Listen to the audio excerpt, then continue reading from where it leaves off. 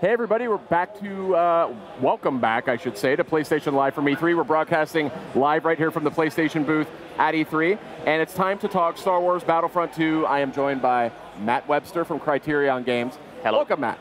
So hey, I gotta tell you, it's an astonishing project you're working on, and it boggles the mind that it takes 3 AAA studios, right, to Voltron together and tackle a game like this. A game that, may I add, covers all 3 film eras. Yep. It's multiplayer. That's right. The single-player game goes and connects the dots between the end of Return of the Jedi and the beginning of The Force Awakens, that mysterious 28-year gap. That's right. See, I remembered it was 28 years. Yeah, that's good. And then, then there's a whole bunch of other stuff you're doing, space battles and vehicles and That's just right. on and on and on. And I mean, the complexity, the scale, the scope of this title is astonishing. So tell me a little bit about that. Yeah, I think it's, this is modern blockbuster video game development. I've been making games a long time, and this one is perhaps the most ambitious one. And what I love about it is how these 3 studios can work together. They've got particular areas of expertise. Obviously, we've got DICE, for decades worth of multiplayer experience. We've got a new motive team, but they're filled with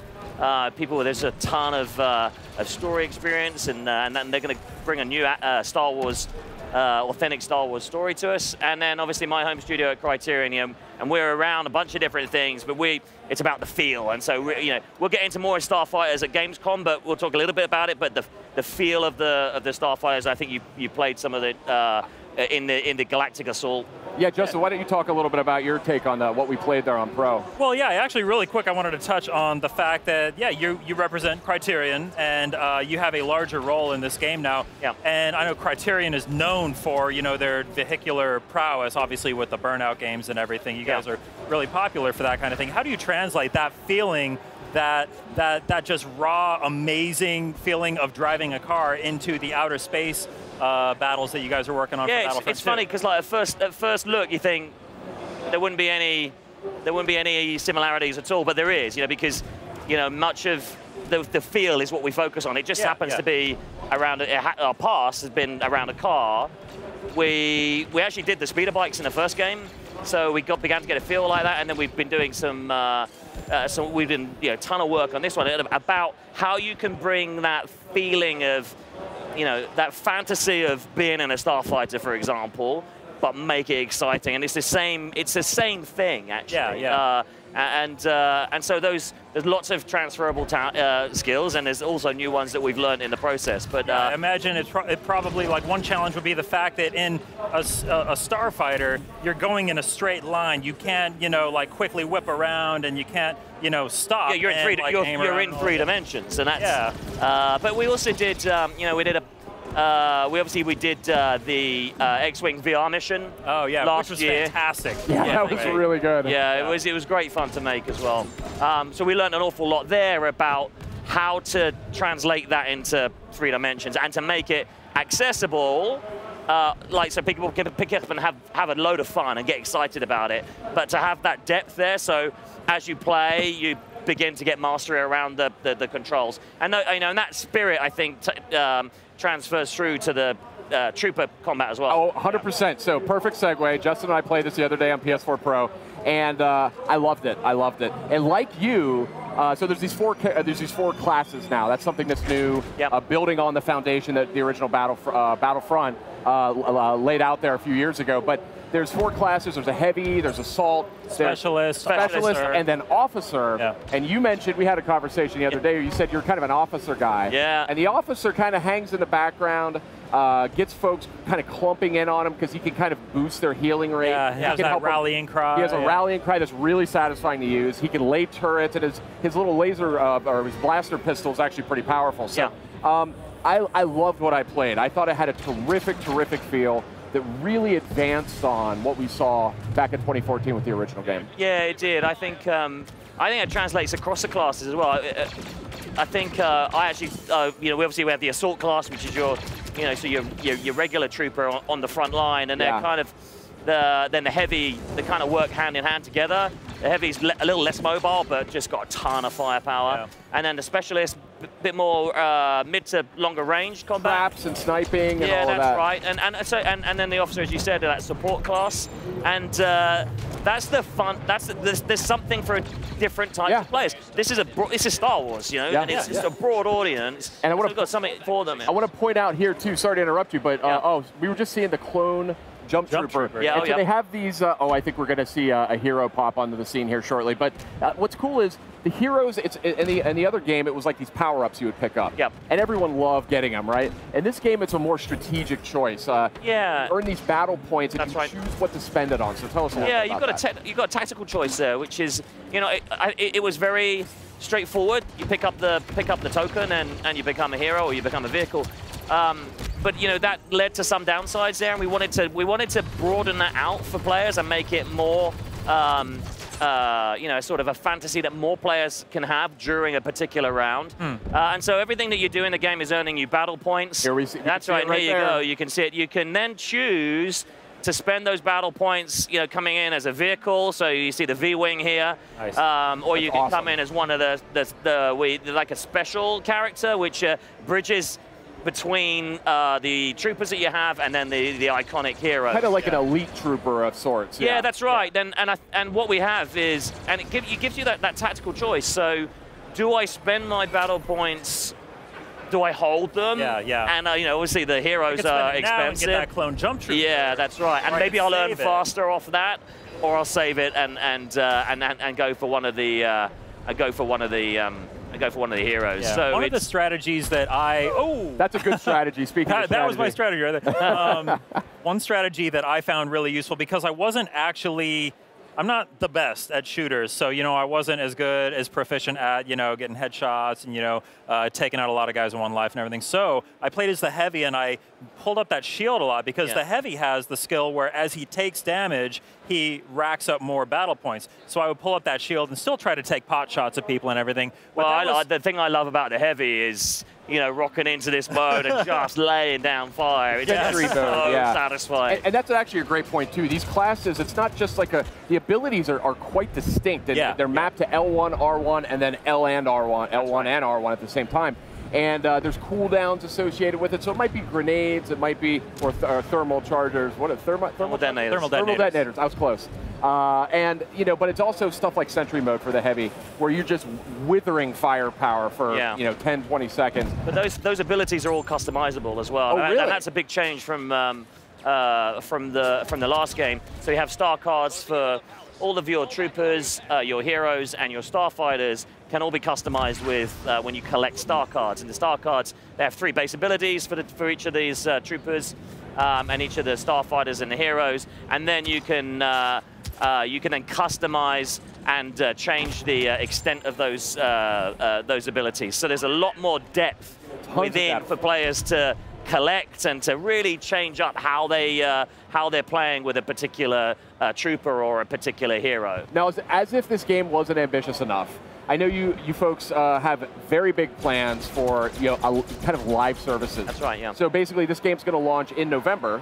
It's going to come out, and then it's going to start evolving. You guys are going to have new content. You're going to have events. In fact, one of the first pieces of new content you're going to have relates to The Last Jedi coming out this December. That's right. So we announced at the weekend the first, we call them seasons.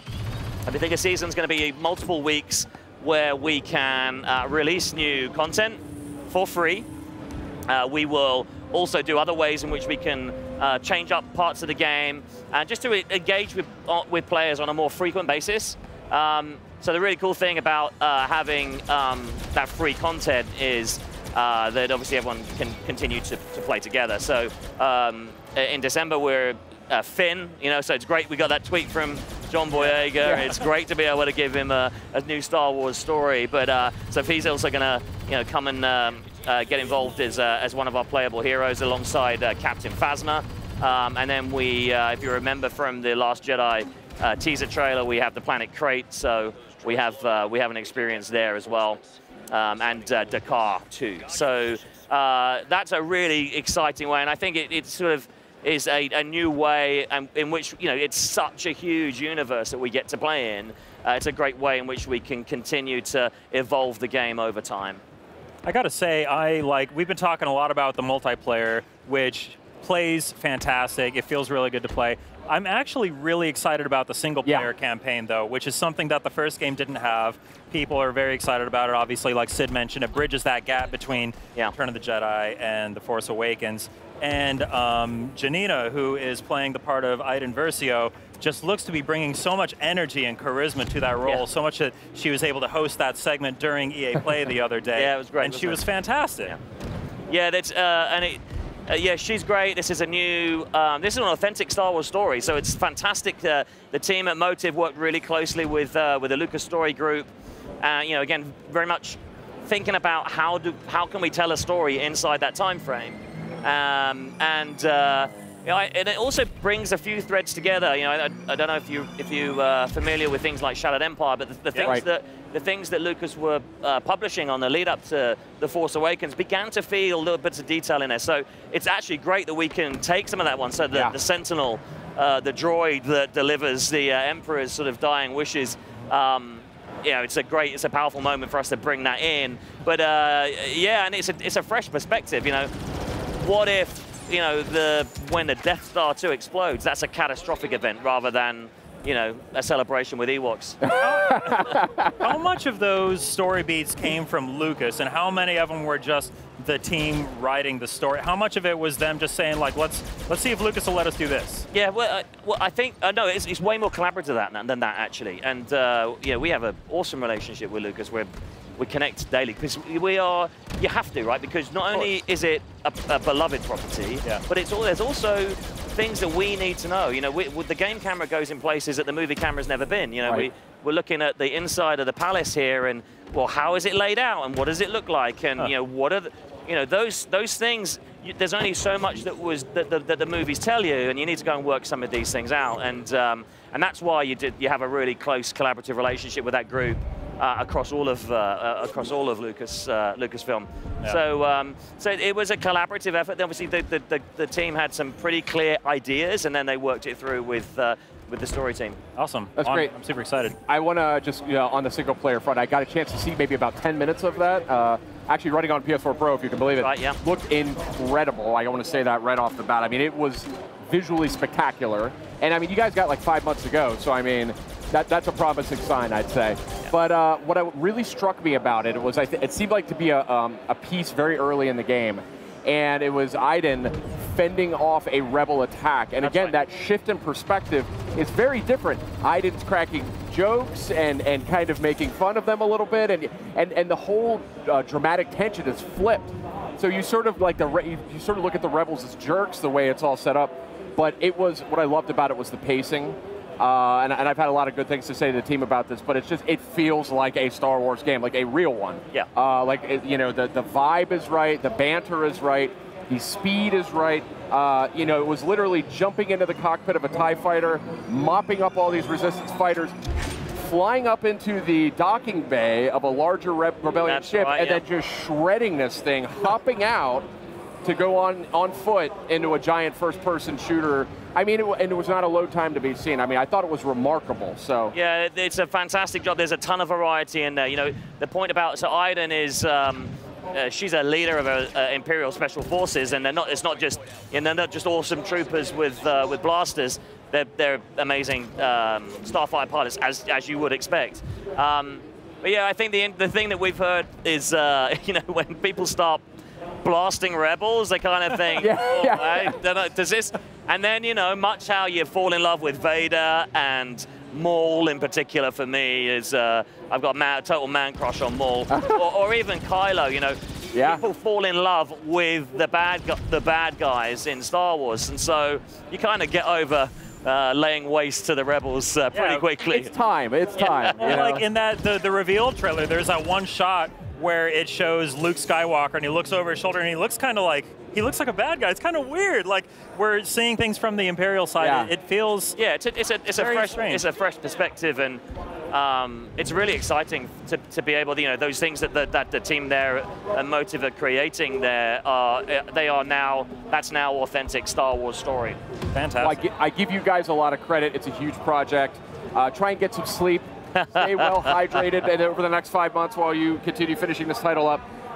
But hey, thank you so much for all the insight into Star Wars Battlefront 2. It's coming out this November. That's right. And we got a lot more coming on PlayStation Live from E3, so stay with us. PlayStation